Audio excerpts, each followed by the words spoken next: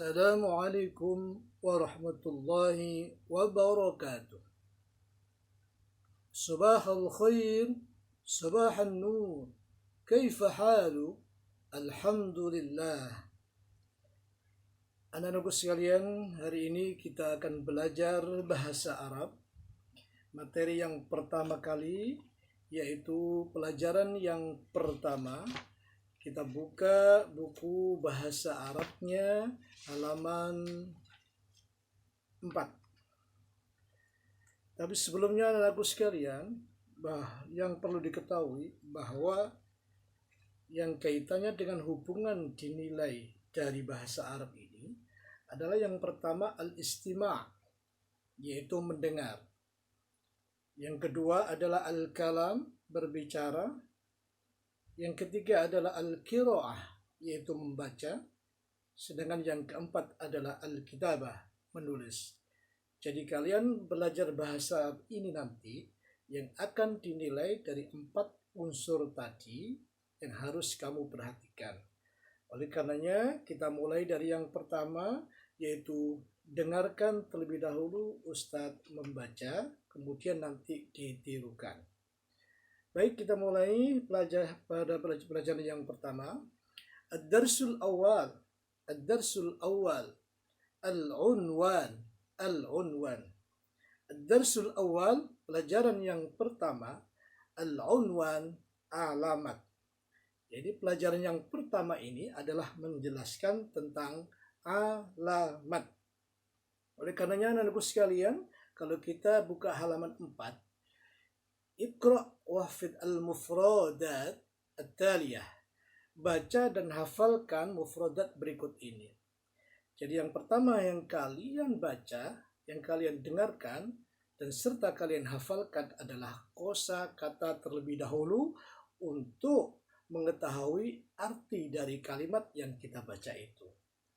Yang pertama, unwan, alamat, syari', jalan, raqmun, nomor, hatifun, telepon, baitun, rumah, madrasatun, sekolah, faslun, kelas, masjidun, masjid, maidanun, lapangan, maktabatun, perpustakaan, maqsafun, kantin, diwanun, kantor, sukun, pasar, dukkanun, toko, saydaliyatun, apotek, mustashfa, rumah sakit, tilmidun, murid, ustadun, guru, qaryatun, desa, madinatun, kota, qaribun, dekat, ba'idun, jauh, ismun, nama, fi, di dalam, amama, di depan, wara'ah, di belakang, janiba, di samping, sadiqun, teman, abun, ayah,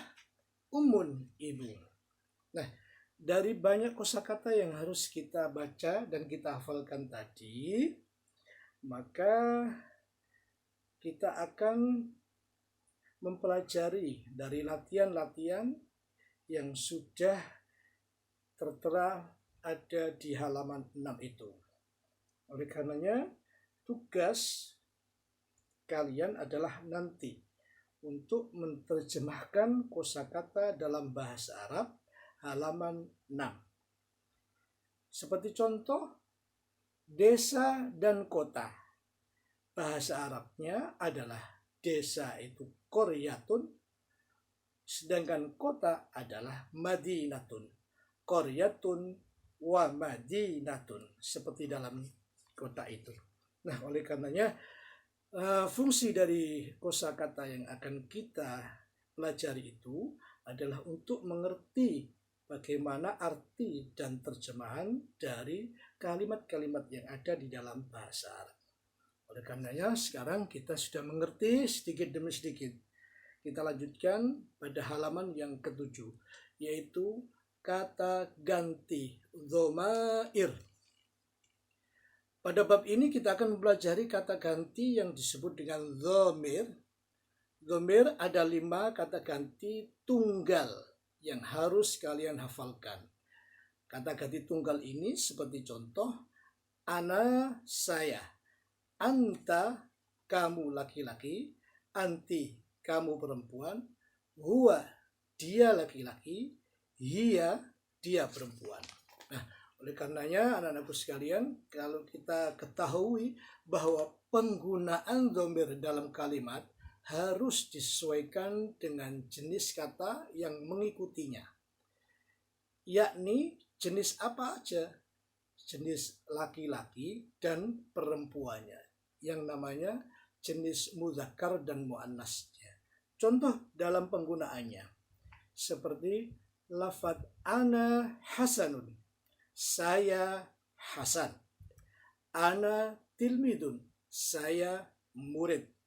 Nah, dan seterusnya dalam penggunaan dhamir-dhamir yang sudah kita sebutkan tadi ada 5. Kelima ganda ganti di atas terpisah dengan kata yang mengikutinya, maka disebut dengan dhamir munfasil. Apa? Dhamir munfasil. Nah, kalian juga harus hafal dan faham dengan kalimat kata ganti tadi jika disambung dengan kata yang mengikutinya. Artinya bahwa dhamir itu ada 2, yaitu dhamir munfasil dan dhamir muttasil. Dhamir munfasil kata ganti yang terpisah, sedangkan dhamir muttasil kata ganti yang sambung. Maksud daripada kata ganti itu gimana, Bapak? Hu misalkan. Hu itu adalah menunjukkan bahwa kata gantinya hu itu adalah menunjukkan dia laki-laki. Sedangkan ha adalah kata ganti yang menunjukkan perempuan. Begitu juga kata gantinya aku adalah yaitu i. Sedangkan juga kata ganti daripada kamu laki-laki yaitu ka. Kata ganti perempuan adalah menunjukkan ki. Jadi dalam pemakaiannya kata ganti dhamir munfasil dan dhamir muttasil seperti dalam contoh di bawah ini, yaitu halaman 8. Ana tilmidun, saya murid. Maka itu adalah kategori dhamir munfasil. Terpisahnya lafaz ana dan tilmidun. Itulah yang dikatakan dhamir munfasil. Nah, kalau dhamir muttasil itu adalah kata ganti yang terpisah. Seperti contoh, ismi Ahmad, namaku Ahmad. Kata ganti yang muttasil. Nah, itulah anak-anakku sekalian.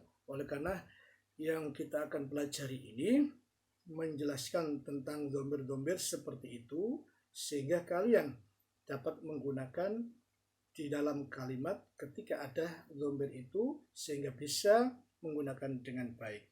Tugas kalian adalah yaitu seperti dalam latihan 2 halaman 9, kalian disuruh untuk menulis teman-temanmu dan guru-gurumu yang berada di bawah titik-titik di bawah ini. Baik anakku sekalian, kalau kita sudah mendengarkan penjelasan Ustadz, kita insya Allah akan memahami sedikit demi sedikit. Oleh karenanya, kita lanjutkan yang berikutnya halaman 9. Yang perlu diketahui bahwa anak-anakku sekalian, bahwa pelajaran bahasa Arab ini, seperti yang sudah saya katakan tadi, adalah hubungannya dengan penilaian itu. Yang pertama adalah mendengar. Mendengar. Ketika Ustadz membaca, kalian dengarkan. Betul-betul memperhatikan dan mendengarkan. Itu yang nanti akan dinilai oleh Ustadz.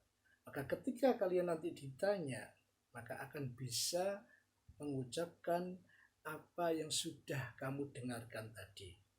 Ya.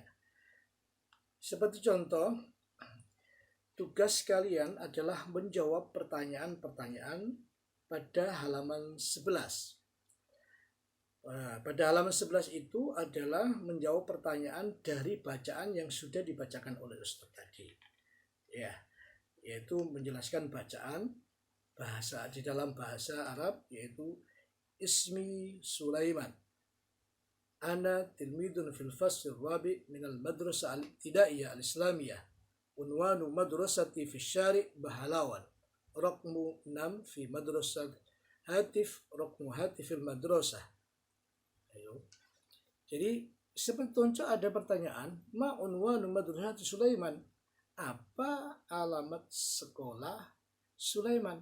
Nanti kamu bisa jawab, alamat sekolah Sulaiman adalah titik-titik seperti yang sudah ada di dalam bacaan. Nah, itulah fungsi dari kita mendengar dari bacaan tersebut dalam latihan. Oleh karenanya, mungkin sampai di sini dulu pelajaran bahasa Arab. Besok kita akan lanjutkan kembali halaman berikutnya. Mudah-mudahan apa yang sudah Ustaz jelaskan supaya didengarkan dengan baik dan dapat menjawab pertanyaan-pertanyaan serta tugas yang diberikan oleh Ustaz. Terima kasih. Assalamualaikum.